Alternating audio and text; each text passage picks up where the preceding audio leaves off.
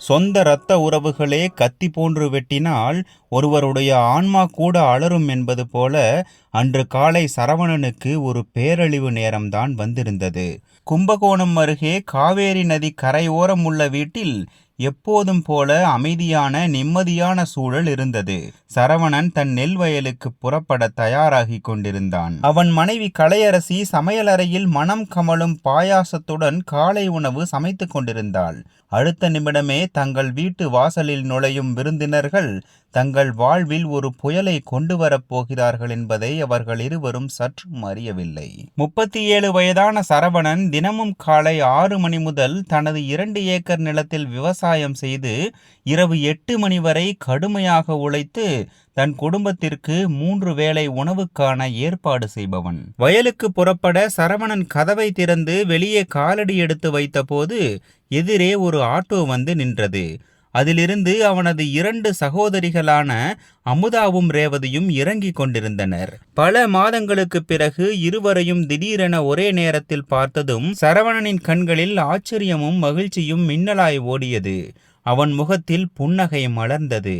அவன் ஓடிச் சென்று அவர்களை அடைந்தான். அமுதா, ரேவதி, நீங்கள் இருவரும் சேர்ந்து வந்தீர்களா? சொல்லாமல்? அவனது மகிழ்ச்சிக்கு எல்லையே இல்லை. ஆமாம் அண்ணா, உங்களுக்கு இன்ப அதிர்ச்சி கொடுக்கலாம் என்று நினைத்தோம் என்று மூத்த சகோதரி அமுதா சிரித்தபடியே சொன்னாள்.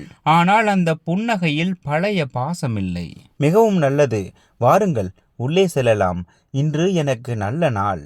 சரவணன் இருவரின் பைகளையும் எடுத்துக்கொண்டு அவர்களை வீட்டிற்குள் அழைத்துச் செல்ல ஆரம்பித்தான். அவனது குரல் வீட்டின் முற்றத்தில் ஒலித்தது. கலையரசி, ஏய் கலையரசி, யார் வந்திருக்கிறார்கள் என்று பார். ரேவதியும் அமுதாவும். சமையல் அறையிலிருந்து கைகளை துடைத்து கொண்டு கலையரசி வெளியே வந்தாள். அவளது நாத்தனார்களை பார்த்ததும் அவள் முகத்திலும் மகிழ்ச்சியின் பிரகாசம் வந்தது. அவள் முன்னேறி சென்று இருவரையும் அன்புடன் சந்தித்தாள். வாங்க வாங்க, எப்படி இருக்கிறீர்கள்? வீட்டில் எல்லோரும் எப்படி இருக்கிறார்கள்? நாங்கள் நன்றாக இருக்கிறோம் அண்ணி என்று ரேவதி சுருக்கமாக பதிலளித்தாள். அவளது குரலில் ஒரு சம்பிரதாயம் இருந்தது. சரவணன் உடனே வயலுக்கு செல்லும் தன் முடிவை மாற்றிக்கொண்டான். நான் இன்று மதியத்திற்கு பிறகுதான் வயலுக்கு செல்வேன். 4-5 மாதங்களுக்கு பிறகு என் சகோதரிகள் ஒரே நேரத்தில் வந்திருக்கிறார்கள். கலையரசி, இவர்களுக்கு நல்ல உணவு சமைத்து கொடு. அதற்கு முன் டீ போடு. நான் கும்பகோணம் சந்தையிலிருந்து ஜிலேபி மற்றும் சமோசா வாங்கி வருகிறேன் என்றான். அட வேண்டாம் அண்ணா, அதெல்லாம் எதற்கு என்று அமுதா சொன்னாள். ஆனால் சரவணன் கேட்பவனாக இல்லை. மகிழ்ச்சியுடன் கலகலவென்று பேசிக்கொண்டே வீட்டை விட்டு வெளியேறினான். தங்கள் அறையில் படுத்திருந்த அவர்களின் அம்மா தனலட்சுமி சத்தம் கேட்டு எழுந்தார். கலையரசி அவர்களுக்கு ஆதரவு கொடுத்து சர்க்கர நாட்காலியில் அமர வைத்து வெளியே அழைத்து வந்தாள். தன் 2 மகள்களையும் ஒரே நேரத்தில் பார்த்ததும் அவரது வயதான கண்களில் ஒரு புதிய பிரகாசம் வந்து இருவரையும் கட்டி அணைத்து கொண்டார். அடடா, என் பிள்ளைகள் வந்திருக்கிறீர்களா? வாருங்கள். இத்தனை மாதங்களுக்கு பிறகு கடைசியில் உங்கள் முடியாத அம்மா ஞாபகம் வந்ததா? இல்லையெனில் நீங்கள் இருவரும் உங்கள் சொந்த வீடு குடும்பத்தில் எந்த அளவுக்கு மூழ்கிவிட்டீர்கள் என்றால் ஒரு ஃபோன் கூட செய்ய உங்களுக்கு நேரம் கிடைப்பதில்லை. இன்று வந்தது நல்லது. நான் உங்கள் இருவரையும் மிகவும் நினைத்தேன் என்றார். கலையரசி உடனே தண்ணீர் கொண்டு வந்து அவர்களுக்கு உபசரிப்பு செய்வதில் ஈடுபட்டாள். வீட்டின் சூழ்நிலை ஒரு திருவிழா போல மாறியிருந்தது. சரவணன் கும்பகோணம் சந்தையிலிருந்து சூடான சிற்றுண்டிகளுடன் திரும்பினான். எல்லோரும் முற்றத்தில் உட்கார்ந்து பேச ஆரம்பித்தார்கள். சரவணன் தன் சகோதரிகளுடன் பழைய நாட்களை நினைவு கூர்ந்து சிரித்து பேசிக் கொண்டிருந்தான். ஆனால் ஏதோ தவறு இருப்பதாக அவன் உணர்ந்தான். 2 சகோதரிகளும் சிரித்தார்கள். ஆனால் அவர்களின் கண்களில் ஒருவித வித்தியாசமான தீவிரமும் அவனால் புரிந்து கொள்ள முடியாத ஒரு சொல்லப்படாத பாரமும் இருந்தது. எல்லாமே சரியா என்று பல முறை கேட்க நினைத்தான். ஆனால் ஒவ்வொரு முறையும் பயணக்களைப்பாக இருக்கும் என்று நினைத்து அமைதியாகிவிட்டான். சுமார் 1 மணி நேர உரையாடலுக்கு பிறகு திடீரென ஒரு விசித்திரமான அமைதி நிலவியது. மூத்த சகோதரி அமுதா ஆழமாக சுவாசித்து முதலில் ரேவதியை பார்த்தாள். பின்னர் சரவணனின் கண்களை நேராக பார்த்து, அண்ணா, நாங்கள் இன்று இங்கு ஒரு மிக முக்கியமான விஷயத்தை பற்றி பேச வந்திருக்கிறோம் என்று சொன்னாள். அவளது குரலில் இருந்த அந்த தீவிரத்தனம் சரவணனின் இதயத்தில் அறியப்படாத ஒரு நடுக்கத்தை ஏற்படுத்தியது. அப்படியா? சொல்லு அமுதா, என்ன விஷயம்? அமுதா தன் தங்கை ரேவதியை பார்த்து அவளது சம்மதத்தை கேட்பது போல் பார்த்தாள். பிறகு சொன்னாள், அண்ணா, அப்பா முத்தையாவுடைய இந்த வீட்டிலும் 2 ஏக்கர் நிலத்திலும் எங்களுக்கும் பங்கு உண்டு. சட்டப்படி எங்களுக்கு அந்த உரிமை உள்ளது. எங்களுக்கு எங்கள் பங்கு வேண்டும். இந்த வாக்கியம் வீட்டின் அமைதியின் மீது ஒரு குண்டு போல விழுந்தது. ஒரு கணம் அங்கு ஆழ்ந்த அமைதி நிலவியது. சரவணனுக்கு தன் காதுகள் ஏமாற்றிவிட்டதோ என்று தோன்றியது. அவன் தன் சகோதரியை நம்ப முடியாமல் அதிர்ச்சியுடன் பார்த்தான். என்ன என்ன சொல்கிறாய் நீ? அவனது குரல் நடுங்கியது. ரேவதி முன்னேறி வந்து பேசினாள். அவளது குரலிலும் அதே கடுமை இருந்தது. அண்ணா, நாங்கள் தெளிவாக பேசுகிறோம். இந்து வாரிசுரிமை சட்டத்தின்படி மகன்களுக்கு இணையாக மகள்களுக்கும் பூர்வீக சொத்தில் சம உரிமை உண்டு. இந்த வீடு நம் அப்பா முத்தையாவின் சம்பாத்தியத்தில் கட்டப்பட்டது. நீங்கள் தனியாக உரிமையாளராக இருக்கும் அந்த விளை நிலத்தையும் நம் அப்பா தான் வாங்கினார். அவனது காலடியில் பூமி அதிர்வது போல இருந்தது. நடுங்கிய குரலில் அவன் சொன்னான், இல்லை அமுதா, அந்த விவசாய நிலம், அந்த நிலம் என் குழந்தைகளின் வயிற்றுப்பாட்டிற்குரியது. இந்த வீடு, இதுதான் எங்கள் தங்குமிடம். எல்லோரும் எங்கு போவோம் என்றான். அது எங்களுக்கு தெரியாது. காவேரி நதி கரையோரம் இருக்கும் இந்த சொத்தில் எங்களுக்கு எங்கள் பங்கு மட்டுமே வேண்டுமென்றனர். அமைதியாக இரு அமுதா, ஒரு வார்த்தை பேசாதே. சரவணனின் சகோதரிகள் மேலும் ஏதாவது சொல்வதற்கு முன் ஒரு கர்ஜனை வீட்டையே உலுக்கியது. இது அவர்களது வயதான தாய் தனலட்சுமியின் குரல். தன் மகள்களின் வார்த்தைகளை கேட்டு அவர் உள்ளுக்குள் ஒரு எரிமலை வெடித்தது போல இருந்தது. பங்கா? உங்களுக்கு என்ன பங்கு வேண்டும்? இந்த வீடும் விவசாய நிலமும் யார் தயவில் காப்பாற்றப்பட்டது என்று மறந்துவிட்டீர்களா? உங்கள் அண்ணன் தயவில். அமுதா ஏதோ சொல்ல முயற்சி செய்தாள். அம்மா, உங்களுக்கு புரியாது. எனக்கு புரியாதா? அம்மாவின் குரல் மேலும் உரத்தது. என்னை விட உங்களை யாருக்கு நன்றாக தெரியும்? உங்கள் சகோதரன் உங்களுக்காக என்னென்ன தியாகங்கள் செய்தான் என்று உங்களுக்கு தெரியுமா? உங்கள் அப்பா முத்தையா இறந்தபோது இந்த சரவணனுக்கு வெறும் 19 வயதுதான். அவன் தன் படிப்பை நிறுத்தினான். தன் கனவுகளை விட்டான். நீங்கள் இருவரும் படிக்க வேண்டும் என்பதற்காக. உங்கள் திருமணங்களில் எந்த குறையும் வந்துவிடக்கூடாது என்பதற்காக அவன் தன் இளமை காலத்தை அந்த நெல்வயல் களத்திற்கு முன்னால் கழித்தான். தனலட்சுமியின் குரல் நடுங்கிக் கொண்டிருந்தது. உங்கள் இருவரின் திருமணங்களும் சும்மா நடந்துவிடவில்லை. தன்னுடைய வசதிக்கும் மீறி அவன் செலவு செய்தான். உங்களுக்காக பல இடத்தில் கடன் வாங்கினான். நீங்கள் இருவரும் உங்கள் மாமியார் வீட்டில் தலை நிமிர்ந்து வாழ வேண்டும் என்பதற்காக. உங்கள் தாய் வீட்டினர் திருமணத்தில் ஏதாவது குறை வைத்து விட்டார்கள் என்று சொல்லிவிடக்கூடாது என்பதற்காக. இன்றோ அதே சகோதரனிடமிருந்து அவனது வீட்டையும் விவசாய நிலத்தையும் பறிக்க வந்திருக்கிறீர்களா? தனலட்சுமி மூச்சு வாங்க ஆரம்பித்தாள். கலையரசி ஓடிச் சென்று அவரை தாங்கினாள். முற்றத்தில் ஒரு பயங்கரமான அமைதி பரவியது. சரவணனின் கண்களிலிருந்து கண்ணீர் வழிந்தது. அம்மாவின் இந்த உணர்ச்சி பூர்வமான வார்த்தைகள் 2 மகள்களிடமும் எந்த விளைவையும் ஏற்படுத்தவில்லை. அமுதா மிகவும் வெட்கமின்றி பதிலளித்தாள். அம்மா, அண்ணா செய்தது அவரது கடமை. ஒரு அண்ணன் தன் சகோதரிகளுக்காக செய்ய வேண்டியதைத்தான் அவர் செய்தார். நாங்கள் இங்கே பிச்சை கேட்கவில்லை. நாங்கள் எங்கள் சட்டப்பூர்வ உரிமையை கேட்கிறோம் என்றாள். இதை கேட்டதும் சரவணன் உள்ளுக்குள் முற்றிலும் உடைந்து போனான். யாரோ அவன் மார்பில் ஒரு கத்தியை செருகியது போல உணர்ந்தான். யாருடைய ஒரு புன்னகைக்காக அவன் எண்ணற்ற தன் சொந்த தேவைகளை தியாகம் செய்தானோ, யாருடைய மகிழ்ச்சிக்காக தன் இளமையை வயலில் கழித்தானோ, இன்று அவர்களே அவனை அந்நியப்படுத்தினார்கள். அவனை வீட்டை விட்டு வெளியேற்ற துணிந்தார்கள். அப்போது அமுதாவின் போன் ஒலித்தது. அவள் எழுந்து முற்றத்தின் ஒரு மூலைக்கு போய் பேச ஆரம்பித்தாள். மறுமுனையில் அவளது கணவன் இருந்தான். ஆமாம், சொல்லிவிட்டேன். இல்லை, அவர்கள் இன்னும் ஒப்புக்கொள்ளவில்லை. நீங்கள் கவலைப்பட வேண்டாம். நான் என் பங்கை எந்த நிலையிலும் விடமாட்டேன். இது நியாயமா? அவர் இவ்வளவு பெரிய வீட்டிலும் நன்றாக விளையும் விவசாய நிலத்திலும் உட்கார்ந்து சந்தோஷமாக இருக்கிறார். நாங்கள் இங்கே கஷ்டப்பட்டு காலம் தள்ள வேண்டுமா? நான் என் பங்கை எடுத்துத்தான் தீருவேன். இவ்வளவு பேசிவிட்டு அவள் எதுவும் நடக்காதது போல வந்து உட்கார்ந்தாள். அவளது முகத்தில் கடினத்தை தவிர வேறு எந்த உணர்ச்சியும் இல்லை. தனலட்சுமி மேலும் ஒரு முயற்சி செய்தார். பார் மகளே, உங்கள் சகோதரன் உங்களுக்காக என்ன செய்யவில்லை? ஒவ்வொரு பிரச்சனையிலும் உங்களுடன் நின்றார். உங்கள் அப்பா இறந்த பிறகு அவர் தனியாக இந்த வீட்டை சமாளித்தார். என்னை கவனித்துக் கொண்டார். என் சிகிச்சைக்காக இவ்வளவு செலவு செய்கிறார். ஆனால் இன்று வரை ஒரு சத்தம் கூட போடவில்லை. உங்கள் அண்ணியும் என்னை நன்றாக கவனித்துக் கொள்கிறாள். உங்கள் தாய் வீடு செழிப்பாக இருக்கிறது என்று நீங்கள் சந்தோஷப்பட்டிருக்க வேண்டும். அதற்கு பதிலாக நீங்கள் அவரிடம் சொத்தில் பங்கு கேட்கிறீர்கள். கொஞ்சம் யோசியுங்கள். ஆனால் 2 சகோதரிகளும் கேட்கவில்லை.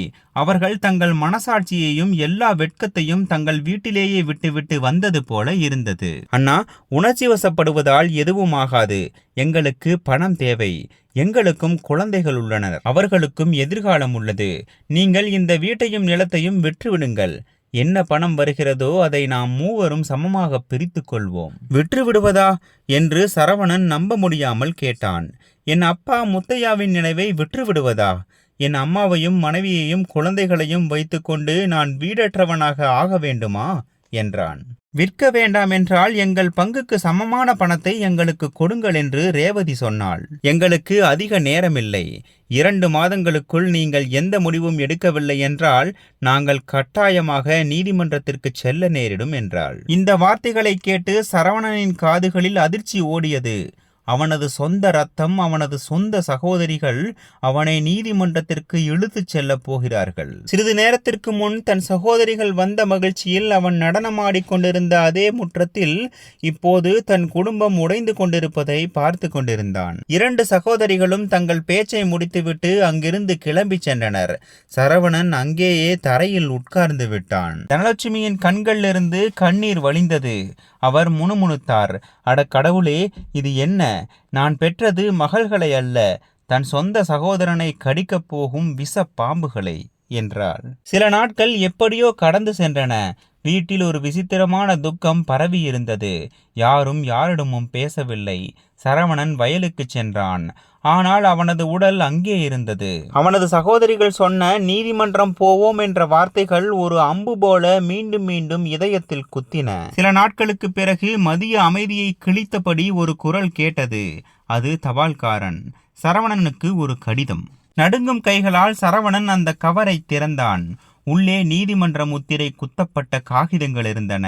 தன் கண்கள் பார்த்ததை அவன் மனம் நம்பவில்லை. அவனது 2 சொந்த சகோதரிகளும் அவனுக்கு எதிராக சொத்தில் பங்கு கேட்டு வழக்கு தொடுத்திருந்தனர். அந்த காகித துண்டு சரவணனின் கையிலிருந்து நழுவி காற்றில் பறந்து தரையில் வந்து விழுந்தது. சரவணனும் அதன் பின்னாலேயே உயிரற்றது போல முற்றத்தில் கிடந்த நாட்காலியில் சரிந்து விழுந்தான். ஒரு நொடியில் அவன் கண்முன் எல்லாம் வந்து போனது. அடிக்கடி என் மகள்கள் என் பெருமை, பாருங்கள், அவர்கள் என் பெயரை பிரகாசிக்க செய்வார்கள் என்று சொல்லும் தன் அப்பா முத்தையாவின் முகம் அவனுக்கு நினைவுக்கு வந்தது. இன்று அதே மகள்கள் அவர் கட்டிய வீட்டின் அஸ்திவாரத்தை அசைக்க துணிந்திருக்கிறார்கள். அப்போது அவனுக்கு ஒரு மங்கலான காட்சி நினைவுக்கு வந்தது. 12 ஆண்டுகளுக்கு முன் ஒரு நாள் அவனது மூத்த சகோதரி அமுதா கிணற்றில் தவறி விழுந்து சிக்கிக் கொண்டாள். கற்களில் அடிபட்டு அவள் இரத்த வெள்ளத்தில் இருந்தாள். செய்தி கேட்டதும் சரவணன் நெல் வயலிலிருந்து பைத்தியக்காரனை போல ஓடினான். காப்பாற்றி மருத்துவமனையில் சேர்த்தான். மருத்துவர் சொன்னார், உடனே ரத்தம் தேவை, இல்லையெனில் அவளை காப்பாற்ற முடியாது. அந்த ரத்தம் சரவணனுக்கும் இருந்தது. அவன் ஒரு கணம் கூட யோசிக்கவில்லை. சிறிது நேரத்திலேயே அவனது ரத்தம் அவன் நரம்புகளிலிருந்து வெளியேறி அவளுக்கு ஒரு புதிய வாழ்க்கையை அளித்து கொண்டிருந்தது. அமுதாவுக்கு சுய நினைவு வரும் வரை அவன் அவளது படுக்கைக்கு அருகில் உட்கார்ந்திருந்தான். இன்று அதே சகோதரி, அவள் நரம்புகளில் அவன் கொடுத்த ரத்தம் ஓடிக்கொண்டிருந்த அதே சகோதரி வெறும் இந்த செங்கற்கள் காகித துண்டுகளுக்காக அவனது இரத்தத்தையே உறிஞ்ச துணிந்திருந்தாள். இதற்காகவா நான் என் சகோதரியின் உயிரை காப்பாற்றினேன்? இதை நினைத்து சரவணனின் கண்களிலிருந்து கண்ணீர் வெள்ளமாக பெருக்கெடுத்தது. அவன் தரையில் உட்கார்ந்து விம்மி அழுதான். அவனது அழு குரலை கேட்டு அம்மா தனலட்சுமி வெளியே வந்தாள். நீதிமன்ற அறிவிப்பை பற்றி கேட்டபோது அவர் மார்பில் அடித்து கொண்டு அழ ஆரம்பித்தார். கடவுளே, என்ன ஒரு விஷயத்தை எனக்கு காட்டினாய். என் வயிற்றில் வளர்ந்த மகள்கள் இன்று என் மகனுக்கே எதிரியாகிவிட்டனர். அதற்கு பதிலாக என் உயிரை எடுத்திருக்கலாம். வீட்டில் ஒரே கூச்சல், குழப்பம். சரவணன் முற்றிலும் உடைந்து போனது போல தனிமையாக உணர்ந்தான். அப்போதுதான் அவனது மனைவி கலையரசி முன்வந்து அவன் தோளில் கை வைத்தாள். சரவணன் அவளை பார்த்தபோது கலையரசியின் கண்களில் கண்ணீர் இல்லை, ஒரு விசித்திரமான துணிச்சல் இருந்தது. அவள் சரவணனின் கையை உறுதியாக பிடித்து சொன்னாள், கவலைப்படாதீர்கள், நீங்கள் தனியாக இல்லை, நான் உங்களுடன் இருக்கிறேன். நாம் அனைவரும் சேர்ந்து இந்த புயலை சந்திப்போம் என்றாள். தரையில் கிடந்த அந்த காகிதங்களை கலையரசி எடுத்து சரவணனின் கண்களை நேராக பார்த்து சொன்னாள், அவர்கள் சட்டத்தின் வழியை தேர்ந்தெடுத்தால் நாமும் சட்டத்தின் மூலமாகவே போராடுவோம். கடவுளை விட பெரிய நீதி வழங்குபவர் யாருமில்லை. அவர்கள் நமக்கு தவறு செய்திருக்கிறார்கள், நீதி கிடைக்கும் என்றாள். கலையரசியின் இந்த வார்த்தைகள் சரவணனுக்கு சற்று தைரியம் கொடுத்தன. ஆனால் அவனது இதயம் உடைந்து போயிருந்தது. கடந்த சில நாட்களாக சரவணனின் மனதில் இருந்த பயம் இன்று நிஜமானது. சரவணன் நீதிமன்றத்தின் கூண்டில் ஒரு குற்றவாளியைப் போல நின்றிருந்தான். அவனுக்கு எதிரே இருந்த கூண்டில் அவனது 2 சகோதரிகளான அமுதா மற்றும் ரேவதி நின்றிருந்தனர். அவர்கள் முகத்தில் எந்த சலனமும் இல்லை, எந்த பாசமும் இல்லை. தங்கள் உரிமையை பெறுவதற்கான ஒரே ஒரு பிடிவாதம் மட்டுமே இருந்தது. நீதிமன்ற நடவடிக்கைகள் தொடங்கியது. இரு தரப்பு வழக்கறிஞர்களும் நீதிபதி முன் தங்கள் வாதங்களை வைத்தனர். அப்போது அனுபவமும் அறிவும் கொண்ட முதியவரான நீதிபதி சரவணனை உற்று பார்த்து, மிஸ்டர் சரவணன், சட்டம் மகள்களுக்கு அவர்களின் தந்தையின் சொத்தில் சம உரிமை அளித்திருக்கும் போது நீங்கள் ஏன் அவர்களுக்கு அவர்களின் உரிமையை மறுக்கிறீர்கள் என்று கேட்டார். இதை கேட்டதும் சரவணனின் கண்கள் கலங்கின. தன்னை சமாளித்துக் கொண்டு சொன்னான், நீதிபதி அவர்களே, நான் என் சகோதரிகளுக்கு அவர்களின் உரிமையை மறுக்கவில்லை. அவன் ஆழமாக சுவாசித்து தன் உள்ளத்திலிருந்த வலியை வெளியேற்றுவது போல பேசினான். ஆனால் என் சகோதரிகள் என் குடும்பத்திற்கு 3 வேளை உணவு சம்பாதித்து கொடுக்கும் அந்த விவசாய நிலத்தில் பங்கு கேட்கிறார்கள். அந்த நிலத்திலிருந்துதான் நானும் என் குடும்பத்தினரும் தேவைகளை பூர்த்தி செய்கிறோம். சரவணனின் குரல் இப்போது நடுங்கிக் கொண்டிருந்தது. நீதிபதி அவர்களே, அவர்கள் அந்த சொத்தில் பங்கு கேட்கிறார்கள். அது எனக்கும் என் வயதான மற்றும் நோயாளி அம்மா தனலட்சுமிக்கும் என் குழந்தைகளுக்கும் ஒரே ஒரு தங்குமிடம். இதுவும் பிரிந்து போனால் நாங்கள் அனைவரும் எங்கு போவோம்? நீதிபதி அவர்களே, அவனது கண்களில் இப்போது கண்ணீர் வழிந்தது. ஆனால் அவன் தொடர்ந்து பேசினான், ஐயா, அப்போது எனக்கு 14 வயதுதான். என் அப்பா முத்தையாவுக்கு உடல்நிலை சரியில்லாமல் போக ஆரம்பித்து அவரால் விவசாய நிலத்திற்கு செல்ல முடியவில்லை. அந்த குறைந்த வயதில் என் சம வயது குழந்தைகள் விளையாட்டிலும் படிப்பிலும் இருந்தபோது நான் நெல்வயல் களத்தின் வரப்பில் உட்கார்ந்திருந்தேன். என் அப்பாவின் கடைசி மூச்சு வரை நான் அவரை கவனித்துக் கொண்டேன். இரவு முழுவதும் விழித்திருந்தேன். அதே சமயம் வீட்டின் பொறுப்பையும் கவனித்தேன். சரவணன் தன் சகோதரிகளை பார்த்து, நான் என் படிப்பை பாதியிலேயே நிறுத்தினேன். என் சகோதரிகளின் படிப்பை தொடர வேண்டும் என்பதற்காக.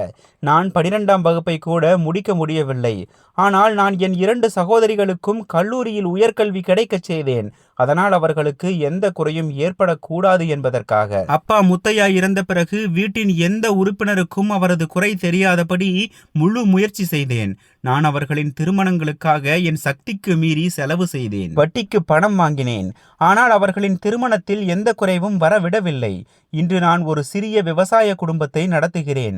இவர்கள் இருவரும் தங்கள் வீடுகளில் வசதியாக வாழ்கிறார்கள்.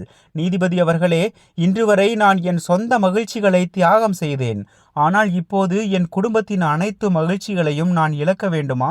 அப்போது ஒரு சுறுசுறுப்பான மற்றும் கடுமையான தோற்றமுடைய எதிர்த்தரப்பு வழக்கறிஞர் நாட்காலியிலிருந்து எழுந்தார். அவர் கேலியான தோணியில், அப்ஜெக்ஷன் யுவர் ஆனர் என்று சொன்னார். இதில் சொல்வதற்கு என்ன இருக்கிறது? இவர் செய்தவையெல்லாம் ஒவ்வொரு மகனும் சகோதரனும் தங்கள் குடும்பத்திற்காக செய்வதுதான். இவர் பெரிய சாதனை எதுவும் செய்துவிடவில்லை. இது அவருடைய கடமை. இதை கேட்டதும் சரவணனின் வழக்கறிஞர் உடனே எழுந்தார். ஆட்சேபனை யுவர் ஆனர், என் அறிவார்ந்த நண்பர் கடமை இருபக்கமும் இருக்க வேண்டும் என்பதை மறந்துவிட்டார் என்று நினைக்கிறேன். என் கட்சிக்காரர் தன் மூத்த சகோதரி அமுதாவின் திருமணத்திற்கு 12 ஆண்டுகளுக்கு முன் 12 லட்சம் ரூபாய் மற்றும் இளைய சகோதரி ரேவதியின் திருமணத்திற்கு 8 ஆண்டுகளுக்கு முன் 14 லட்சம் ரூபாய் செலவு செய்தார். இந்த தொகை எந்த சாதாரண மனிதனுக்கும் சிறிய தொகை அல்ல, குறிப்பாக வருமானம் குறைவாக உள்ளவர்களுக்கு. மேலும் அவர்களின் திருமணத்திற்கு பிறகும் ஒவ்வொரு பண்டிகையிலும் நிறைய கொடுத்தார். எந்த கஷ்டத்திலும் அவர்கள் தங்கள் பொறுப்புகளிலிருந்து பின்வாங்கவில்லை. நீதிபதி இந்த விஷயத்திற்கு ஒப்புக்கொண்டு தலையசைத்தார். சரவணனின் வழக்கறிஞர் மேலும் சொன்னார், ஐயா, என் கட்சிக்காரரின் குடும்பம் இன்னும் ஒரு சாதாரண வாழ்க்கையே வாழ்கிறது. இன்னும் இவரது குழந்தைகள் அரசு பள்ளிகளில் படிக்கிறார்கள். அதே சமயம் இவருடைய 2 சகோதரிகளும் ஆடம்பரமான பகுதிகளில் வாழ்கிறார்கள். ஆனால் இந்த எல்லா விஷயங்களும் அமுதா மற்றும் ரேவதி மீது எந்த விளைவையும் ஏற்படுத்தவில்லை.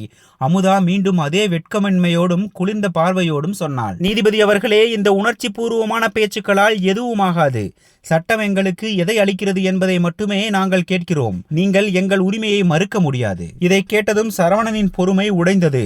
அவனது கண்களிலிருந்து இப்போது கண்ணீர் அல்ல, ஒரு புயல் வெளியேறிக் கொண்டிருந்தது. அவன் கூண்டை பிடித்து பலமாக உலுக்கினான். கிட்டத்தட்ட கத்தியபடி சொன்னான், நீதிபதி அவர்களே, என் பெரிய சகோதரி அமுதாவின் கணவரின் வேலை இழந்து அவர்களுக்கு லட்சக்கணக்கான கடன் ஏற்பட்ட போது அவர்கள் உதவிக்காக யாரை அழைத்தார்கள்? என்னை. அப்போது நான் இன்று அவர்கள் பறிக்க விரும்பும் இந்த வீட்டின் மீது வங்கியில் கடன் வாங்கி அவர்களுக்கு உதவினேன். அந்த கடனின் தவணைகளை நான் இன்று வரை செலுத்தி வருகிறேன். இன்னும் 4 மாத தவணை பாக்கியுள்ளது. அவன் தன் இளைய சகோதரி ரேவதியை நோக்கி தன் நடுங்கும் விரலை காட்டினான்.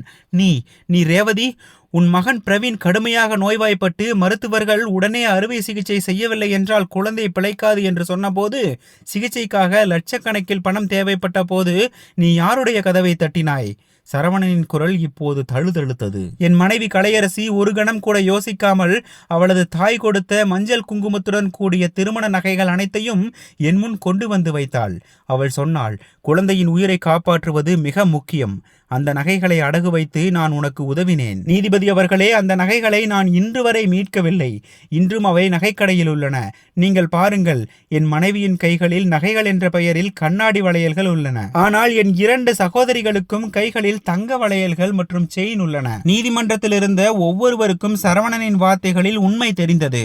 உள்ளுக்குள் முற்றிலும் உடைந்த சரவணன் தன் முழங்கால்களில் உட்கார்ந்து கதறி அழுதான். அவனது உடல் முழுவதும் நடுங்கிக் கொண்டிருந்தது. எதிரே நாட்காலியில் அமர்ந்திருந்த அவனது மனைவி கலையரசி தன் சேலையின் முந்தானையால் முகத்தை மறைத்து கொண்டு அழ ஆரம்பித்தாள். வார்த்தைகளால் விவரிக்க முடியாத ஒரு அமைதி நீதிமன்றத்தில் நிலவியது. அங்கு இருந்த ஒவ்வொருவரின் கண்களும் கலங்கி இருந்தன.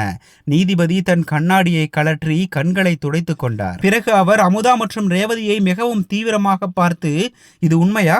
உங்கள் சகோதரன் உங்கள் கணவரின் தொழிலை காப்பாற்ற தன் வீட்டின் மீது கடன் வாங்கினாரா? அவரது மனைவி உங்கள் குழந்தையின் உயிரை காப்பாற்ற தன் நகைகளை அடகு வைத்தாரா என்றார். 2 சகோதரிகளும் வெட்கத்தில் தலை குனிந்தனர். அவர்களது முகங்கள் வெளிரி போயின.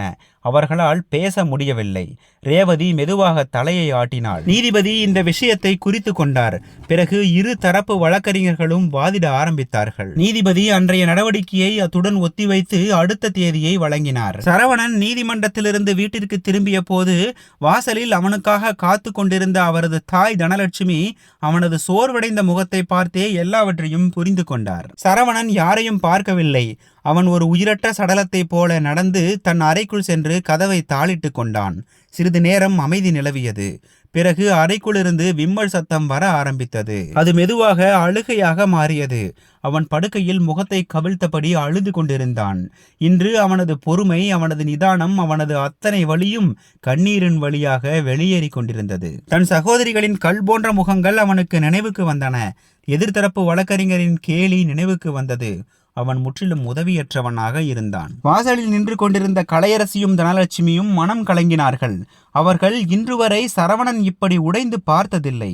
அவன் குடும்பம் முழுமைக்கும் ஒரு பாறை போல உறுதுணையாக இருந்தான். இன்று அந்த பாறை மணலை போல உதிர்ந்து கொண்டிருந்தது. அப்போது 9 வயது மீனாட்சியும் மற்றும் 7 வயது யாமினியும் பள்ளியிலிருந்து வந்து தங்கள் அப்பாவிற்காக காத்து கொண்டிருந்தவர்கள் அறையின் கதவருகே வந்தனர். அவர்கள் கதவின் சாளரத்திலிருந்து தங்கள் அப்பா அழுவதை பார்த்தபோது அவர்களின் சிறிய உலகில் ஒரு பூகம்பம் வந்தது போல இருந்தது. அவர்கள் தங்கள் அப்பாவை கடவுளாக நம்பினார்கள். ஒரு சூப்பர் ஹீரோவாக தெரிந்த அவர் அழுவதை பார்த்து இருவரின் கண்களும் கலங்கின. அவர்கள் கதவை தட்டினார்கள். அப்பா, ப்ளீஸ் திறங்கள். சிறிது நேரத்திற்கு பிறகு சரவணன் கதவை திறந்தான். அவர்கள் ஒருவருக்கொருவர் கைகளை பிடித்து கொண்டு உள்ளே சென்றனர். இருவரின் சிறிய கைகளிலும் அவர்கள் 1 வருடமாக சாக்லேட் மற்றும் பொம்மைகளுக்காக சேமித்து வைத்திருந்த சில்லறை காசுகள் நிரம்பிய மண் உண்டியல் இருந்தது. மீனாட்சி தன் அப்பாவிடம் போய் மிகவும் அப்பாவி முகத்துடன் அவர் கையை தொட்டு கேட்டாள், அப்பா, நீங்கள் ஏன் அழுகிறீர்கள்? சரவணன் தன் கண்ணீரை துடைத்துவிட்டு தன் குழந்தைகளை பார்த்தான். அவர்களின் அப்பாவியான கண்களில் தனக்காக கவலை இருப்பதைக் கண்டு அவனது இதயம் மேலும் நொறுங்கியது. அவனால் பேச முடியவில்லை. அவர்களை பார்த்து கொண்டிருந்தான். அப்போது யாமினி தன் கொஞ்சும் குரலில் சொன்னாள், அப்பா, அவர்கள் அந்த 2 அத்தைகளும் பணத்திற்காகத்தானே உங்களை வருத்தி கொண்டிருக்கிறார்கள். நான் நீங்களும் அம்மாவும் பேச கேட்டேன் என்றாள். சரவணன் அமைதியாக இருந்தான். இந்த கேள்விக்கு அவன் என்ன பதில் சொல்ல முடியும்? அப்போது மீனாட்சி தானும் யாமுனியும் சேமித்த உண்டியலை நீட்டியபடி சொன்னாள். அப்பா, நீங்கள் கவலைப்பட வேண்டாம். நீங்கள் எங்கள் இந்த 2 உண்டியல்களையும் எடுத்துக்கொள்ளுங்கள். இதில் நிறைய பணம் இருக்கிறது. நீங்கள் இந்த எல்லா பணத்தையும் அத்தைகளிடம் கொடுத்து விடுங்கள். அவர்களிடம் உங்களை மேலும் வருத்த வேண்டாம் என்று சொல்லுங்கள். ஆனால் நீங்கள் ப்ளீஸ் அழாதீர்கள். நீங்கள் அழுவதை பார்த்தால் எங்களுக்கு அழுகை வருகிறது என்றனர். குழந்தைகளின் வாயிலிருந்து இந்த வார்த்தைகளை கேட்டதும் சரவணனின் இதயம் மார்பிலிருந்து வெளியே வந்தது போல இருந்தது. ஒருபுறம் அவனது சொந்த சகோதரிகள் அவர்களுக்கு லட்சக்கணக்கான பணம் கொடுத்த பிறகும் அவர்களின் பேராசை முடியவில்லை. மறுபுறம் அவனது இந்த குழந்தைகளோ தங்கள் அப்பாவின் ஒரு புன்னகைக்காக உண்டியலை, அதிலுள்ள தங்கள் சிறிய சேமிப்பை கூட ஒரு நொடியில் தியாகம் செய்ய தயாராக இருந்தனர். சரவணனால் மேலும் பொறுக்க முடியவில்லை. அவன் 2 குழந்தைகளையும் இழுத்து தன் மார்போடு அணைத்து கொண்டு அழ ஆரம்பித்தான். அவன் அவர்களின் தலையை முத்தமிட்டான். அவர்களை அணைத்து கொண்டான். அந்த அப்பாவி குழந்தைகளிடமிருந்து தன் இழந்த தைரியத்தை மீண்டும் பெற விரும்புவது போல. வாசலில் நின்று கொண்டிருந்த கலையரசி தன் கணவனின் வேதனைக்காக அழுது கொண்டிருந்தாள். தாய் தன் வயிற்றுக்காக அழுது கொண்டிருந்தாள். நீதிமன்ற நடவடிக்கையின் அடுத்த தேதி வந்தது. வழக்கறிஞர்கள் மீண்டும் காரசாரமான விவாதத்தை தொடங்கினர். சரவணனின் வழக்கறிஞர் அவனது நிர்பந்தங்களையும் தியாகங்களையும் பற்றி வாதாடி கொண்டிருந்தார். அப்போது எதிர்த்தரப்பு வழக்கறிஞரின் குரல் நீதிமன்றத்தில் ஒலித்தது. ஆட்சேபனை ஐயா, இது நீதிமன்றம். இது ஒரு தொடர் நாடகத்தின் தொடர்பு அல்ல. விவாதம் உச்சத்தில் இருந்தது. சூழலில் ஒரு பதற்றம் இருந்தது. நீதிபதி குழப்பத்தில் இருந்தார். சட்டத்திற்கும் மனிதநேயத்திற்கும் இடையிலான இடைவெளி அவருக்கு தெளிவாக தெரிந்தது. அப்போது நீதிமன்றத்தின் கதவு ஒரு கீறல் சத்தத்துடன் திறந்தது. அனைவரின் கவனமும் அந்த பக்கம் சென்றது. ஒரு வீல் சேரில் பலவீனமான ஆனால் உறுதியான மனதுடன் ஒரு வயதான பெண்மணி உள்ளே நுழைந்து கொண்டிருந்தார். அவர் தனலட்சுமி தான். அவருக்கு பின்னால் அவரது மருமகள் கலையரசி நின்று கொண்டிருந்தாள். அவள் முகத்தில் கவலையும் உறுதியும் கலந்த உணர்வு இருந்தது. தனலட்சுமியின் நுழைவு நீதிமன்ற அறை முழுவதும் அமைதியை கொண்டு வந்தது. எதிர்த்தரப்பு வழக்கறிஞர் அவரை கண்டதும் ஒரு வாய்ப்பாக புரிந்து கொண்டார். அவர் தன் இடத்திலிருந்து எழுந்து கேலியாக சிரித்தபடி சொன்னார், இதோ பாருங்கள் நீதிபதி அவர்களே, இது புதிய தந்திரம். உணர்ச்சி பூர்வமான கதைகளால் வேலையாகாத போது இப்போது தன் நோயாளி அம்மாவையே நீதிமன்றத்திற்கு அழைத்து வந்து விட்டார். உணர்ச்சி பூர்வமான மிரட்டலுக்கு இது ஒரு மற்றொரு முயற்சி என்றார். இதை கேட்டதும் இதுவரை அமைதியாக இருந்த தனலட்சுமி தன் பார்வையை உயர்த்தினார். அவர் வீல் சேரில் இருந்தபடியே தன் நடுங்கும் ஆனால் உறுதியான குரலில் சொன்னார், இல்லை வழக்கறிஞர் அவர்களே, நான் என் மகனுக்காக வாதாடவோ அல்லது யாரையும் உணர்ச்சி பூர்வமாக மிரட்டவோ இங்கு வரவில்லை. நான் நீதிமன்றத்தின் முன் முழு உண்மையையும் சொல்ல வந்திருக்கிறேன். உண்மை என்னவென்றால் என் மகன் மிகவும் கண்ணியமானவன், நல்லவன். அவன் ஒருபோதும் யாருடைய உரிமையையும் பறிக்க நினைக்க மாட்டான். அவர் தன் மகள்களை பார்த்து கேட்டார், உண்மை என்னவென்றால் இவன் திருமணம் ஆன பிறகும் ஒவ்வொரு அடியிலும் தன் சகோதரிகளுக்கு உதவி செய்தான். ஆனால் அவனுக்கு உதவி தேவைப்பட்ட போது யாரும் முன் வரவில்லை. என் நோய் சிகிச்சைக்கு சரவணன் இதுவரை லட்சக்கணக்கான ரூபாய் செலவு செய்துள்ளான். அவனிடம் பணம் இல்லாத போதும் கடன் வாங்கி எனக்கு சிகிச்சை செய்தான். ஆனால் என் இந்த செல்ல மகள்கள் இன்று சொத்தில் பங்கு வேண்டும் என்று கேட்கும் இவர்கள், அம்மா நீ உயிரோடு இருக்கிறாயா அல்லது இறந்து விட்டாயா என்று ஒரு முறை கூட கேட்க வரவில்லை. அவரது குரலில் வலிமையும் கோபமும் இருந்தது. என் மகள்களுக்கு என் கணவரின் சொத்தில் பங்கு வேண்டுமென்றால் முதலில் என் மகன் சரவணனின் தலையில் இருக்கும் கடன் பந்தத்தில் அவர்கள் பங்குதாரர்களாக ஆக வேண்டும். இந்த வீட்டின் மீது அவர்களது குடும்பங்களை காப்பாற்ற வாங்கிய கடனிலிருந்து அவர்கள் பங்கு செலுத்துவார்களா? என் நோய் சிகிச்சைக்காக ஏற்பட்ட செலவில் அவர்கள் பங்கு கொடுப்பார்களா? தனலட்சுமி இப்போது நீதிபதியை நோக்கி திரும்பினார். அவரது கண்களில் கண்ணீர் இருந்தது. ஆனால் குரலில் இரும்பு போன்ற உறுதி இருந்தது. நீதிபதி அவர்களே, நீங்கள் சட்டத்தின் பாதுகாவலர். நீங்கள் சொல்லுங்கள், உரிமை ஒரு பக்கமாக மட்டும்தான் இருக்குமா? பொறுப்புகள் வந்தபோது அண்ணன் அது அவனது கடமை என்று சொல்லி தட்டி கழித்தார்கள். இன்று சொத்தின் விஷயம் வந்தபோது சட்டம் ஞாபகம் வந்துவிட்டதா? அவர் தன் பேச்சை முடித்து கொண்டே சொன்னார், கடமை மகனுக்கு மட்டுமே என்றால் உரிமை மகனுக்கு மட்டுமே இருக்க வேண்டும். நீதிமன்றத்தில் ஒரு புயல் வருவதற்கு முன் இருக்கும் அமைதியை போன்ற ஒரு அமைதி பரவியது. எதிர்த்தரப்பு வழக்கறிஞரிடம் எந்த பதிலும் இல்லை. நீதிபதி ஆழமான கூர்மையான பார்வையுடன் 2 சகோதரிகளையும் பார்த்து அவர்களை கண்டித்தார். நீங்கள் இருவரும் வெட்கப்பட வேண்டும். உங்களுக்கு உங்கள் உரிமை நினைவிருந்தது. ஆனால் உங்கள் கடமையை மறந்துவிட்டீர்கள். பொறுப்புகள் இருந்த நேரத்தில் நீங்கள் அங்கு இல்லை. இப்போது சொத்தின் விஷயம் வந்தபோது பங்கு கேட்க வந்துவிட்டீர்கள். சரவணன் போன்ற ஒரு சகோதரனுக்காக சகோதரிகள் உயிரையே கொடுப்பார்கள். ஆனால் நீங்களோ அவனது உயிரை பறிக்க துணிந்திருக்கிறீர்கள் என்றார். 2 சகோதரிகளும் தலைகுனிந்து நின்றிருந்தனர். ஆனால் அவர்களின் வழக்கறிஞர் இன்னமும் தோல்வியை ஒப்புக்கொள்ளவில்லை. ஏதோ ஒரு சட்டப்புள்ளியை கண்டுபிடித்து வாதத்தை தொடர்ந்தார். நீதிமன்றம் மீண்டும் ஒத்திவைக்கப்பட்டது. 1 வாரம் கழித்து ஆடிப்பெருக்கு திருநாள் வந்தது. குடும்ப பாசத்துடன் காவேரி தாயை வணங்கி நலன்களை பெறும் புனிதமான திருவிழா. ஆனால் சரவணனின் வீட்டில் இன்று எந்த பண்டிகையும் இல்லை. வீட்டில் காலையிலிருந்தே ஒரு விசித்திரமான இதயத்தை குத்தும் அமைதி நிலவியது. சரவணன் மற்றும் கலையரசியின் 2 குழந்தைகளான மீனாட்சியும் யாமினியும் புதிய உடைகளை அணிந்திருந்தனர். சரவணனின் மனம் இன்று வெறிச்சோடி கிடந்தது. வீட்டில் உட்கார்ந்திருந்த அவன் காலியான கண்களுடன் வாசலை பார்த்து கொண்டிருந்தான். ஒவ்வொரு வருடமும் இந்த நேரத்திற்குள் அவனது 2 சகோதரிகளான அமுதாவும் ரேவதியும் வீட்டிற்கு வந்திருப்பார்கள். ஆனால் இன்று எந்த சகோதரியும் வரவில்லை. இன்று முதல் முறையாக அவனது இதயம் பாசத்திற்காக ஏங்கிக் கொண்டிருந்தது. கலையரசி அவன் அருகில் வந்து சரவணனின் தோளில் கை வைத்து ஒரு நம்பிக்கை நிறைந்த குரலில் சொன்னாள். ஒரு காரியம் செய்யுங்கள். உங்கள் சகோதரிகள் வரவில்லை என்றால் என்ன? பெரியவர் நீங்கள் தானே. ஏன் நீங்கள் காரம் மற்றும் இனிப்புகளையும் எடுத்துக்கொண்டு அவர்களது வீட்டுக்கு செல்லக்கூடாது? ஒருவேளை இந்த ஆடிப்பெருக்கு தினத்தன்று அவர்களின் மனம் மாறலாம். ஒருவேளை அவர்கள் தங்கள் தவறை ஒப்புக்கொள்ளலாம் என்றாள். கலையரசியின் கண்களில் எல்லாமே பழையபடி ஆகிவிடும் என்ற ஒரு எதிர்பார்ப்பு இருந்தது. சரவணன் தன் கலங்கிய கண்களுடன் கலையரசியை பார்த்தான். முகத்தில் ஒரு வலி நிறைந்த புன்னகையுடன் சொன்னான், இல்லை கலை, இப்போது வேண்டாம். இப்போது இந்த காரியங்களுக்கெல்லாம் எந்த அர்த்தமும் இல்லை. அவன் தன் வெறிச்சோடிய மனதை பார்த்து கேட்டான், இப்போது அண்ணன் தங்கை உறவு எங்கே இருக்கிறது? எல்லா உறவுகளும் எல்லா அன்பும் எல்லாமே அந்த நீதிமன்ற கூண்டில் அழிந்து விட்டது. இப்போது அவர்கள் என் சகோதரிகள் இல்லை. இப்போது அவர்கள் வெறும் வாதிகள். நான் பிரதிவாதி. நமக்குள் வந்திருக்கும் தூரத்தை எதனாலும் இப்போது நிரப்ப முடியாது. இதை கேட்டதும் அருகிலிருந்த அறையில் படுத்திருந்த தனலட்சுமியின் இதயம் நொறுங்கியது போல இருந்தது. தீர்ப்பு நாள் வந்தது. சரவணன் மாதக்கணக்கில் எதிர்பார்த்து கொண்டிருந்த அல்லது பயந்து கொண்டிருந்த நாள் அது. சரவணன் தன் அறையில் ஜன்னல் அருகே நின்று கொண்டிருந்தான். வெளியே பார்த்து கொண்டிருந்தான். அவன் முகத்தில் ஒரு விசித்திரமான அமைதி இருந்தது. கலையரசி அவன் அருகில் வந்து மெதுவாகச் சொன்னாள், தயாராகுங்கள், நீதிமன்றத்திற்கு போக வேண்டும். சரவணன் திரும்பாமல் ஜன்னலை பார்த்தபடி சொன்னான். கலையரசி, நான் களைத்து விட்டேன். நான் தோற்றுவிட்டேன். கலையரசி அதிர்ச்சி அடைந்தாள். நீங்கள் என்ன சொல்கிறீர்கள்? சரவணன் திரும்பினான். அவனது கண்கள் சோர்ந்து போயிருந்தன. நான் இன்று நீதிமன்றத்திற்கு சென்று நீதிபதி அவர்களிடம் இந்த வழக்கை மேலும் நடத்த விரும்பவில்லை என்று சொல்லிவிடுவேன். நான் என் சகோதரிகளுக்கு சமமான பங்கை கொடுத்து விடுவேன். வீட்டை விற்று விடுவோம். நிலத்தையும் விற்று விடுவோம். வரும் பணத்தை 3 பங்குகளாக பிரிப்போம். என்ன? கலையரசியின் காலடியில் பூமி சரிந்தது. ஆனால் பிறகு நாம் எங்கு போவோம்? நம் குழந்தைகளுக்கு என்ன ஆகும் என்றாள். சரவணனின் கண்களிலிருந்து ஒரு கண்ணீர் துளி விழுந்தது. எங்காவது போய்விடுவோம் கலையரசி. வாடகை வீட்டில் இருப்போம். ஏதோ ஒரு சிறிய வேலையை செய்து பிழைத்துக் கொள்வோம். ஆனால் இப்போது இந்த நீதிமன்றம், இந்த வழக்கறிஞர்கள், இதையெல்லாம் என்னால் தாங்க முடியவில்லை. என் சகோதரிகள் தினமும் என் எதிரிகளாக மாறுவதை பார்க்க என்னால் முடியாது. என் அம்மா தினமும் அழுவதை பார்க்க என்னால் முடியாது. அவன் தன் கைகளால் முகத்தை மூடிக்கொண்டான். நான் சோர்ந்து போய்விட்டேன். நான் சரணடைகிறேன் என்றான். கலையரசியின் இதயம் உடைந்தது. ஆனால் அவள் தன் கணவனின் கையை பிடித்து கொண்டாள். சரி, நீங்கள் என்ன நினைக்கிறீர்களோ அதையே செய்யுங்கள். நான் உங்களுடன் இருக்கிறேன்.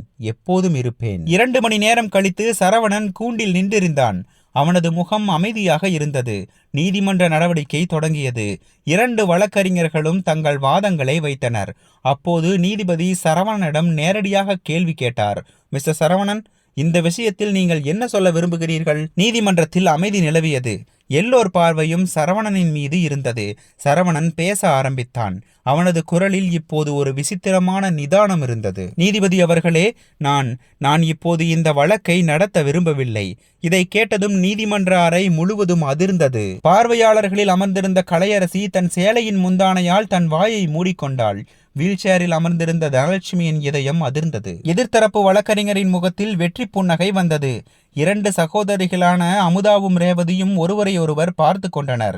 தாங்கள் சரியாக கேட்டோமா என்று அவர்களுக்கு நம்ப முடியவில்லை. சரவணன் மேலும் சொன்னான், நீதிபதி அவர்களே, நான் என் சகோதரிகளுக்கு சமமான பங்கை கொடுக்க தயாராக இருக்கிறேன். நான் வீட்டையும் நிலத்தையும் விற்று விடுவேன். வரும் பணத்தை நாங்கள் மூவரும் சமமாக பிரித்து கொள்வோம். எனக்கு இது எல்லாமே முடிவுக்கு வர வேண்டும். இதுவரை அமைதியாக எல்லாவற்றையும் கேட்டுக்கொண்டிருந்த நீதிபதி தன் கண்ணாடியை கழற்றி சரவணனை மிகுந்த கவனத்துடன் பார்த்தார். அவரது அனுபவமுள்ள கண்கள் சரவணனின் உடைந்த ஆத்மாவை படித்தன. சில கணம் அமைதிக்கு பிறகு நீதிபதி சொன்னார், மிஸ்டர் சரவணன், நீங்கள் உண்மையிலேயே இந்த முடிவை உங்கள் சொந்த விருப்பத்துடன் எடுக்கிறீர்களா அல்லது நீங்கள் சோர்ந்து போய் சரணடைகிறீர்களா? சரவணனின் கண்களிலிருந்து கண்ணீர் வழிந்தது. அவனால் பேச முடியவில்லை. வெறுமனே தலையை குனிந்தான். நீதிபதி ஆழமாக சுவாசித்து சொன்னார், மிஸ்டர் சரவணன், உங்களால் ஏற்பட்ட வலியை என்னால் உணர முடிகிறது. கடந்த பல மாதங்களாக இந்த வழக்கை நான் பார்த்திருக்கிறேன். ஒவ்வொரு விசாரணையிலும் உங்கள் கண்களின் வலியை பார்த்திருக்கிறேன். ஆனால் நான் உங்களுக்கு ஒரு விஷயத்தை சொல்ல விரும்புகிறேன். அவர் தன் குரலை உயர்த்தி நீதிமன்றம் முழுவதும் பார்த்து கூறினார், நான் இந்த முழு வழக்கையும் ஆழமாக படித்திருக்கிறேன். எல்லா உண்மைகளையும் பார்த்திருக்கிறேன். எல்லா ஆதாரங்களையும் பார்த்திருக்கிறேன். என் பார்வையில் உங்கள் சகோதரிகளுக்கு இந்த சொத்தில் எந்த விதமான தார்மீக உரிமையும் இல்லை. இதை கேட்டதும் நீதிமன்றத்தில் ஒரு பரபரப்பு ஏற்பட்டது. எதிர்த்தரப்பு வழக்கறிஞர் உடனே எழுந்தார். ஆட்சேபனை ஐயா, மிஸ்டர் சரவணனே பங்கு கொடுக்க தயாராக இருக்கிறார். மேலும் சட்டப்படியும் வழக்கறிஞரின் பேச்சை மறித்து நீதிபதியின் குரல் இடிபோல ஒலித்தது. சட்டத்தை நான் உங்களை விட நன்றாக அறிவேன். ஆமாம், சட்டம் மகள்களுக்கு அவர்களின் தந்தையின் சொத்தில் உரிமை கொடுக்கிறது. ஆனால் தன் கடமைகளிலிருந்து விலகிச் செல்பவருக்கு உரிமை பெற தகுதியில்லை என்றும் சட்டம் சொல்லவில்லையா? அவர் மேலும் சொன்னார், இந்த மனிதன் தன் முழு வாழ்க்கையையும் தன் சகோதரிகளுக்காக தியாகம் செய்தார். தன் படிப்பை விட்டார், தன் கனவுகளை விட்டார், தன் எதிர்காலத்தை விட்டார். அது எல்லாம் தன் சகோதரிகள் படித்து முன்னேற வேண்டும் என்பதற்காக. அவர்களின் திருமணங்களுக்கு லட்சக்கணக்கில் செலவு செய்தார். அவர்களின் கஷ்ட காலத்தில் அவர்களுக்கு உதவினார். இன்று அதே சகோதரிகள் தங்கள் சகோதரனை அழிக்க துணிந்திருக்கிறார்கள். நீதிபதியின் குரலில் இப்போது கோபம் தெளிவாக தெரிந்தது. ஆனால் அவர் நின்று சரவணனை பார்த்தார். நான் இதையும் பார்க்கிறேன். இந்த மனிதன் உடைந்து போயிருக்கிறார். இப்போது நான் இவருக்கு அவர் விருப்பத்திற்கு எதிராக வெற்றியை பெற்றுக் கொடுத்தாலும் இவர் ஒருபோதும் மகிழ்ச்சியாக இருக்க மாட்டார். நீதிபதி ஒரு கணம் யோசித்தார். பிறகு அவர் முகத்தில் ஒரு விசித்திரமான பிரகாசம் வந்தது. மிஸ்டர் சரவணன் தன் சகோதரிகளுக்கு சமமான பங்கை கொடுக்க விரும்புகிறார் என்றால் நீதிமன்றம் இதற்கு ஒப்புதல் அளிக்கிறது. ஆனால் ஒரு நிபந்தனையுடன். நீதிபதியின் வாயிலிருந்து இந்த வார்த்தைகள் வந்தபோது நீதிமன்றத்தில் இருந்த ஒவ்வொருவரின் மூச்சும் நின்றது போல இருந்தது. சரவணன் ஆச்சரியத்துடன் அவரை பார்த்தான். அவனது சகோதரிகளுக்கும் அவர்களது வழக்கறிஞருக்கும் முகத்தில் ஒரு விசித்திரமான பதற்றம் இருந்தது. நீதிபதி தன் பார்வையை நேரடியாக அமுதா மற்றும் ரேவதி மீது பதித்து சொன்னார், சொத்து பிரிப்பு நடக்கும். உங்களுக்கு உங்கள் உரிமை கிடைக்கும். ஆனால் நீதிபதியின் குரல் இப்போது மேலும் தீவிரமாகவும் கூர்மையாகவும் இருந்தது. பிரிப்பு எல்லோருக்கும் முன்னால் நடக்கும். எனது நிபந்தனை என்னவென்றால், சொத்து பிரிப்பு நடைபெறும் நாளன்று உங்கள் இருவரில் ஒவ்வொருவரும் தங்கள் மாமியார் வீட்டிலிருந்து குறைந்தது 15 பேரை அழைத்து வர வேண்டும். 2 சகோதரிகளுக்கும் முகம் வெளிரி போனது. பிறகு நீதிபதி சொன்னார், அந்த மக்கள் தங்கள் கண்களால் பார்க்கட்டும். நீங்கள் இருவரும் உங்கள் தாய் வீட்டிலிருந்து உங்கள் வாழ்க்கையை உங்களுக்காக தியாகம் செய்த உங்கள் சகோதரனிடமிருந்து சொத்தில் பங்கு எடுத்துக் கொள்கிறீர்கள் என்பதை. மேலும் நீதிபதி வலியுறுத்தி கூறினார், உங்கள் நாத்தனார்மார்களும் அந்த நேரத்தில் தங்கள் கணவர்களுடன் வர வேண்டும். இறுதியில் அவர்களுக்கும் தெரிய வேண்டும் அல்லவா, பூர்வீக சொத்தில் மகள்களுக்கும் சகோதரிகளுக்கும் சம உரிமை என்று. மிக முக்கியமான விஷயம். நீதிபதி தன் குரலை மேலும் உயர்த்தினார், நீங்கள் இருவருமே உங்கள் குழந்தைகளையும் அழைத்து வர வேண்டும். அதனால் அவர்களும் தங்கள் தாயார் தங்கள் மாமாவிடமிருந்து தங்கள் உரிமையை எப்படி வசூலிக்கிறார் என்பதை தங்கள் கண்களால் பார்க்க வேண்டும். உறவுகளை விட பணம் எவ்வளவு முக்கியம் என்ற பாடத்தை அவர்களும் கற்றுக்கொள்ள வேண்டும். நீதிபதி ஒரு கணம் நின்று நீதிமன்றம் முழுவதையும் பார்த்துவிட்டு சொன்னார், நீங்கள் இருவரும் இந்த நிபந்தனையை ஏற்றுக்கொண்டால் நான் இன்றே சொத்தை சமமாக பிரித்து தரும் உத்தரவை பிறப்பிப்பேன். ஆனால் ஏற்கவில்லை என்றால் இந்த வழக்கு இங்கேயே தள்ளுபடி செய்யப்படும். இது ஒரு பிரம்மாஸ்திரம் போல இருந்தது. இதற்கு எந்த முறிவும் இல்லை. சகோதரிகளின் பேராசை மாளிகையை ஒரே அடியில் தகர்த்த ஒரு தந்திரம். இதை கேட்டதும் 2 சகோதரிகளும் வெளவெளத்து போயினர். அவர்களது முகத்தில் இருந்த நிறம் பறந்து போனது. நீதிபதி அவர்களை அவர்கள் போட்ட வலையிலேயே சிக்க வைத்து விட்டார் என்று அவர்களுக்கு புரிந்தது. அவர்களின் மாமியார் வீட்டாருக்கும் குறிப்பாக அவர்களின் நாத்தனார்மார்களுக்கும் அவர்கள் தங்கள் தாய் வீட்டிலிருந்து இப்படி வலுக்கட்டாயமாக பங்கு எடுத்துக் கொள்கிறார்கள் என்று தெரிந்தால் நாளை அவர்களும் தங்கள் மாமனார் வீட்டில் பங்கு கேட்க வந்து நிற்பார்கள். அப்போது அதிகபட்ச கஷ்டம் இவர்களுக்குத்தான் ஏற்படும். எந்த சட்டத்தின் மறைவில் தங்கள் சகோதரனின் வீட்டை அவர்கள் உடைக்க முயன்றார்களோ இன்று அதே விதிகளும் சட்டங்களும் அவர்களுக்கு எதிராக நின்றன. எதிர்தரப்பு வழக்கறிஞர் பதட்டத்துடன் சொன்னார், ஐயா, இது அப்பட்டமான அநீதி. இப்படிப்பட்ட நிபந்தனைகளுக்கு சட்டத்தில் எந்த விதியும் இல்லை. இது வழக்கை இழுத்தடிக்க ஒரு தந்திரம். நீதிபதியின் குரல் இடிபோல ஒலித்தது. அநீதி? ஒரு சகோதரனை அவனது சொந்த சகோதரிகளே அழிக்க துணிவதுதான் அநீதி. உங்கள் கட்சிக்காரர்கள் சரியானவர்கள் என்றால், அவர்கள் தங்கள் சட்டப்பூர்வ உரிமையை மட்டுமே பெறுகிறார்கள் என்றால், அதை எல்லோருக்கும் முன்னால் செய்வதில் அவர்களுக்கு என்ன ஆட்சேபனை இருக்க வேண்டும்? உண்மைக்கு எந்த திரையும் தேவையில்லை. நீதிபதி 2 சகோதரிகளையும் நேரடியாக பார்த்து சொன்னார், ஆட்சேபனை தெரிவிக்கப்படுகிறது. ஏனென்றால் உங்களுக்கு பங்கு வாங்க தெரியும், ஆனால் பங்கு கொடுக்க தெரியாது. உங்களுக்கு தாய் வீட்டிலிருந்து பங்கு கிடைக்க வேண்டும் என்று விரும்புகிறீர்கள். ஆனால் உங்கள் நாத்தனார்மார்களுக்கு அவர்களின் தாய் வீட்டிலிருந்து கிடைக்கக்கூடாது என்று விரும்புகிறீர்கள். ஏன்? சட்டம் உங்களுக்கு மட்டும்தானா? 2 சகோதரிகளும் இப்போது தலைகுனிந்து நின்றிருந்தனர். அவர்களிடம் எந்த பதிலும் இல்லை. நீதிபதி உத்தரவிட்டார், அடுத்த தேதி 15 நாட்களுக்கு பிறகு. அந்த நாளில் நீங்கள் இருவரும் எனது இந்த நிபந்தனையை நிறைவேற்றி வர வேண்டும். இல்லையெனில் இந்த வழக்கு தள்ளுபடி செய்யப்படும். அவர் தன் சுத்தியலை மேஜையில் அடித்தார். நீதிமன்றம் ஒத்திவைக்கப்படுகிறது. 2 சகோதரிகளும் ஒருவருக்கொருவர் முகத்தை பார்த்தனர். அவர்களின் வெற்றி மகிழ்ச்சி ஒரு நொடியில் தோல்வியின் ஆழமான பயமாக மாறிவிட்டது.